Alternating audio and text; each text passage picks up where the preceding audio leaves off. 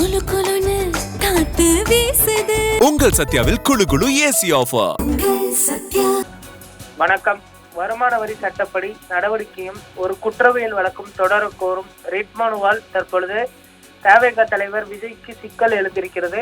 Writ மனுவை விசாரணை பட்டியலில் சேர்க்க சென்னை உயர்நீதிமன்றம் உத்தரவிட்டுள்ளதால் தற்பொழுது விஜய்க்கு திடீரென சிக்கல் எழுந்திருக்கிறது. வருமானத்தை மறைத்ததாக கூறி தவேக தலைவர் விஜய் மீது குற்றவியல் வழக்கு தொடர கோரி மனு தாக்கல் செய்யப்பட்டிருக்கிறது. ஏமாற்றுதல், மோசடி, குற்றச்சதி உள்ளிட்ட குற்றங்களுக்காக விஜய் மீது எஃப்ஐஆர் பதிவு செய்ய மனுவில் வலியுறுத்தப்பட்டிருக்கிறது.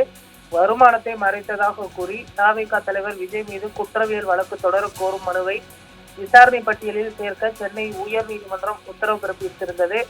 இதில் ஏமாற்றுதல், ஆவண மோசடி, போலி ஆவணங்களை பயன்படுத்துதல் மற்றும் குற்றச்சதி ஆகிய குற்றங்களுக்காக விஜய் மீது முதல் தகவல் அறிக்கை பதிவு செய்யுமாறு இந்த மனு கோருகிறது. வருமானத்தை மறைத்ததாகவும் கணக்கில் வராத ரொக்கத்தை பெற்றதாகவும் கூறப்படும் குற்றச்சாட்டுகள் தொடர்பாக நடிகர் மற்றும் அரசியல்வாதியான சி. ஜோசப் விஜய் மீது வருமான வரி சட்டத்தின் கீழ் நடவடிக்கையும் ஒரு குற்றவியல் வழக்கும் தொடர கோரும் மனுவை விசாரணை பட்டியலில் சேர்க்க சென்னை உயர்நீதிமன்றம் உத்தரவிட்டுள்ளது.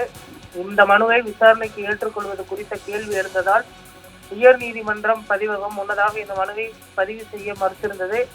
ஏப்ரல் 8 அன்று பிறப்பித்த ஒரு உத்தரவில் தலைமை நீதிபதி சுஷ்ருன் அரவிந்த் மற்றும் நீதிபதி அருள்முருகன் ஆகியோர் அடங்கிய அமர்வு ராஜ்குமார் தாக்கல் செய்த இந்த ரிட் மனுவை விசாரணைக்கு உகந்ததா என்பதற்கு உட்பட்டு பதிவு செய்யப்படுகிறது என்ற குறிப்புடன் பதிவு செய்து உரிய விசாரணை அமர்வின் முன்பு விசாரணை பட்டியலிடுமாறு உத்தரவிட்டிருந்தது.